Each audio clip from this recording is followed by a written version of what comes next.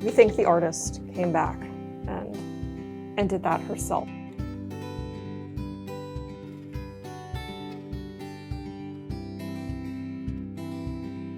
The city of Frederick is known for many landmarks: Carroll Creek, Market Street, Baker Park, but it is the Clustered Spires, piercing the sky, that truly welcomes its residents and visitors alike to Frederick. For years, the spires have been an iconic image of the city of Frederick, and since 1979, the spires have been prominently featured on the city seal. The story of the seal is a wonderful representation of the community and spirit of Frederick. But little of that story has been shared with the community. Who created the seal? What role did the artist play in the seal's lasting image of the city? And what steps has the city taken to preserve this piece of local art history?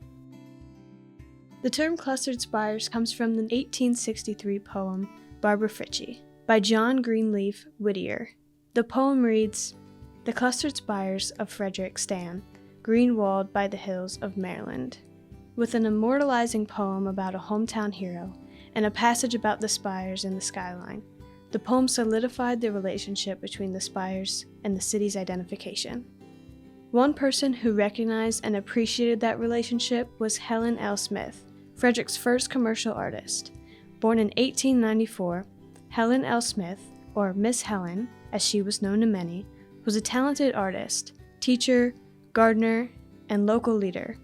She graduated from the Maryland Institute of Art in 1916 and began teaching at Hood College for 8 years before she opened up her own shop in 1924.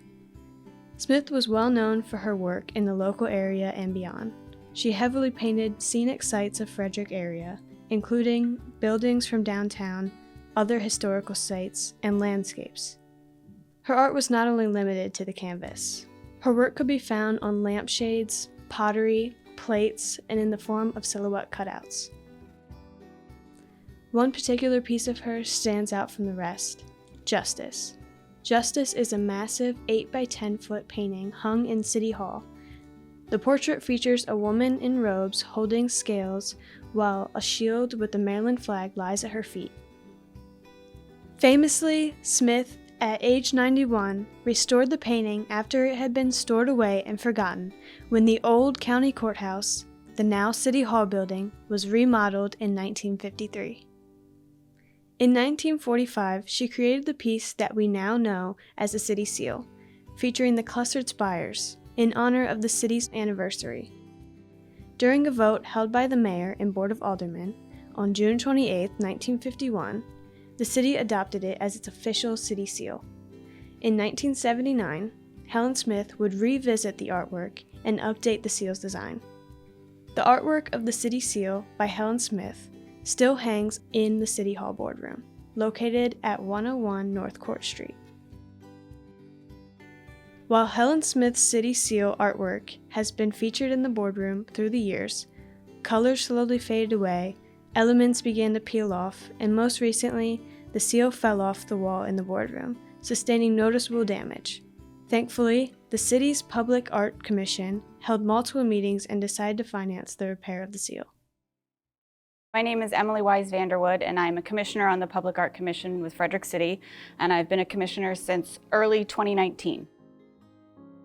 So as a commissioner, we meet monthly. We go over different projects that need to be approved for the city in terms of creation, but also we look at the conservation and preservation of our current works in the city.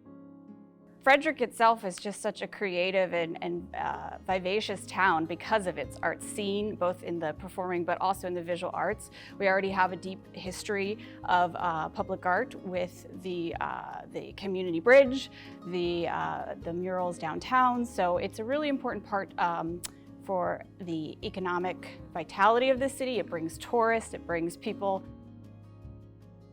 Prior to my time on the commission, that there was a fair amount of projects to be done to conserve and preserve certain works, and the City Seal was one of them. Obviously, it was fairly old. It was created in 1945 by Helen Smith, and I think it had only been worked on or touched up maybe 40 some years ago. So, the commission really saw a need for something that's so prominent and something that's so important in our city's fabric. You see it behind the mayor and the aldermen all the time. So to make sure that it's looking its best was a priority for us. So during the COVID pandemic, we set out to do some of our projects that we were able to get some funding for. And one of those was to find a conservationist to do the redo of the seal.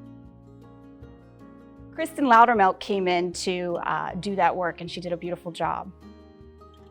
Kristen Loudermilk, conservator of paintings at Loudermilk Conservation, LLC, was chosen and hired to take care of the work that Helen Smith had originally fabricated. The Public Art Commission worked with Loudermilk to make the proper changes and alterations while still preserving Helen Smith's artistry. Miss Loudermilk's goal was to restore the seal to its former glory, make the imagery clearer, touch up some parts that needed color correction, and repair the damage that was caused by the fall of the seal. My name is Kristen Loudermilk of Loudermilk Conservation, LLC. I'm based in Northern Virginia, and I was called in by the Public Art Commission in June of last year to examine the city seal for conservation.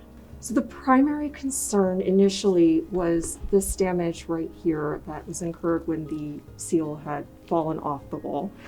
But in examining the piece, we also noticed that some of this border here, which is actually a very thin tape of some sort, is beginning to detach from the surface.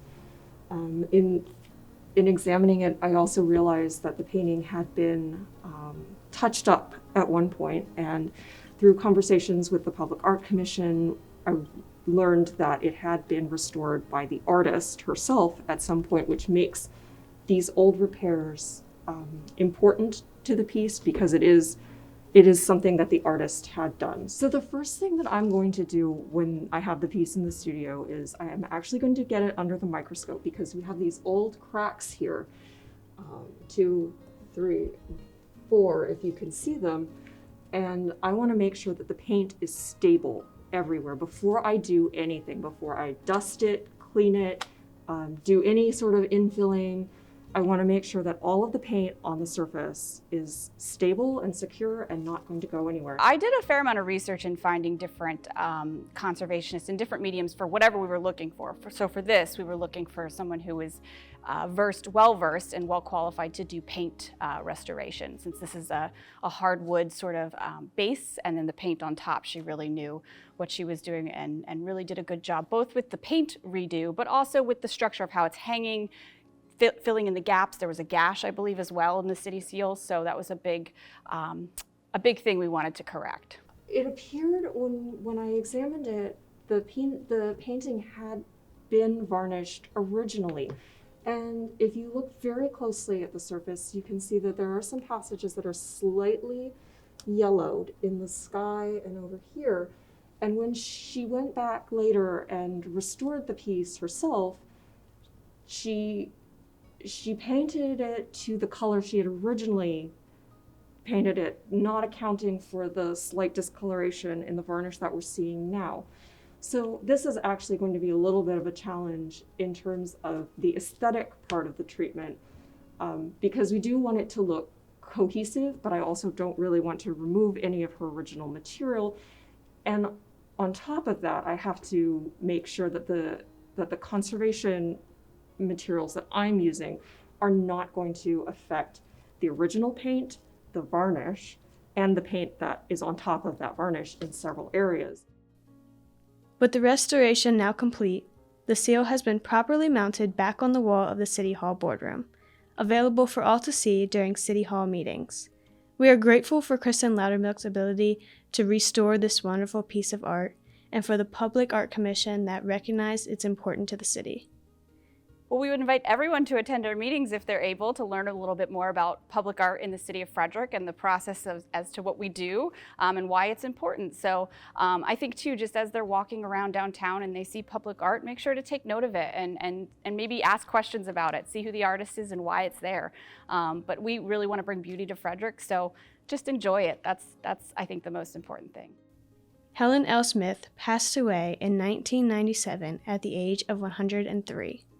The city is forever grateful for the legacy that she's left behind, and it's thanks to her that we have this timeless symbol that represents our great city.